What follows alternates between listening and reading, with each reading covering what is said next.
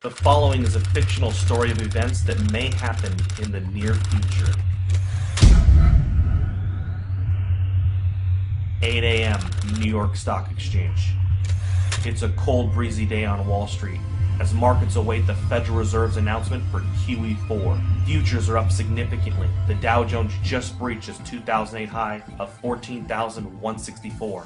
Gold just hit an all-time high of 2,900. Silver just breached $100 per ounce. The dollar index is holding at 53. With official unemployment at 16.3%, there is a nervous feeling on Wall Street that if this doesn't work, the world could implode into a depression that will last for the remainder of the decade. 8:19 a.m. Beijing. Chinese officials announced that they can no longer allow Washington to devalue their holdings. After making their concerns private, China accepts that Washington will never stop paying its debts with inflated currency. China makes an official statement from Beijing, quote, "We have made our concerns known privately for some time. With QE4 about to be announced today, China will have no choice but to stop purchasing U.S. treasuries. We have allowed Washington to try to work through their imbalances for 4 years. But with global inflation and U.S. consumers rapidly shrinking as a percentage of global GDP, we feel that a Western recovery is unlikely until they reform their entitlement programs." 8:45 a.m. New York Stock Exchange. Upon hearing the statement from China, Dow futures have a sharp reversal and begin to drop. Gold leaps past $3,000 per ounce, up $150 per ounce in the last 26 minutes. CNBC awaits a statement from the White House. 8:50 a.m. Washington, D.C. The president makes an official statement to calm investors' fears. He tells Americans that he has spoken with several G20 leaders. They have assured him that they will continue to increase their purchase of treasuries and believe that a strong U.S. economy is the only thing that will bring back global prosperity. He has also spoken to Chairman Bernanke, who assures him that a strong dollar will be the result of QE4. The president also reminds Americans that his recent New Deal recovery programs that he passed through executive order will increase the likelihood of a lasting recovery.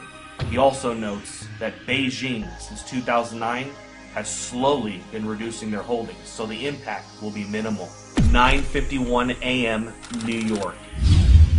Dow futures fall 850 points in the first 20 minutes of trading. Markets are halted for 1 hour by the authorities. 10 a.m. Main Street, America. The news about the stock market in China has now spread.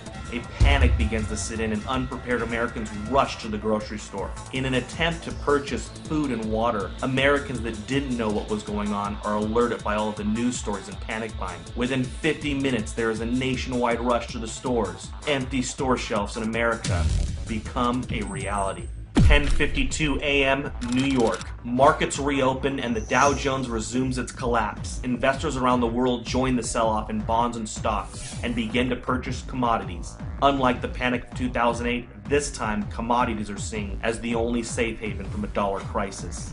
11:30 a.m. New York. The Dow falls 1,700 points since reopening. Trading is halted for at least 2 hours. The Federal Reserve injects $200 billion into the markets and announces that QE4 will be delayed until further notice. Congress is called back to D.C. for an emergency joint session. Some members of Congress are saying that they consider China's statement a financial attack.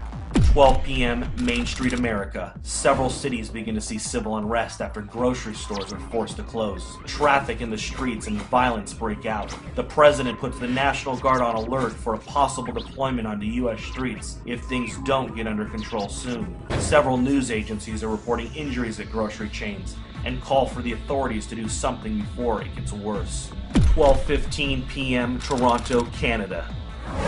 George Soros tells CNBC that a run on treasuries is imminent and that there is nothing the government can do to stop it. He says it is unfortunate that a controlled decline of the dollar was not coordinated better over the years. Today really could have been avoided if not for the Tea Party politicians who demanded fiscal responsibility and a constitutional government.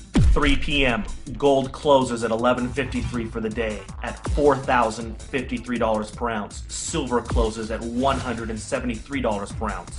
The president announces that due to civil unrest in some areas of the country, U.S. stock markets will remain closed for the rest of the day.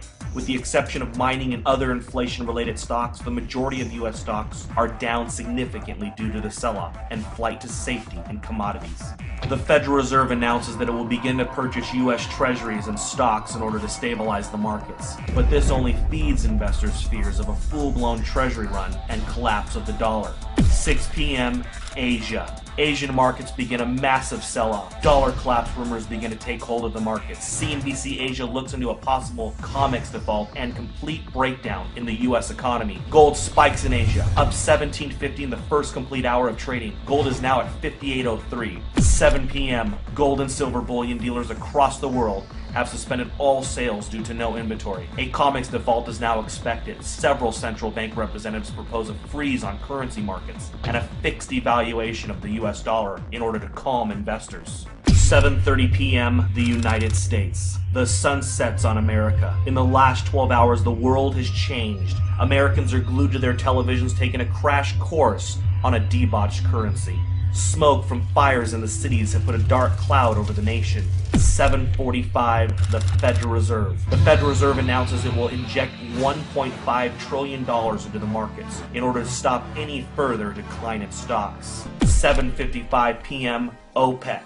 The final nail in the coffin. OPEC nations halt oil trades in US dollars until further notice. They will only accept euros, renminbi, or gold.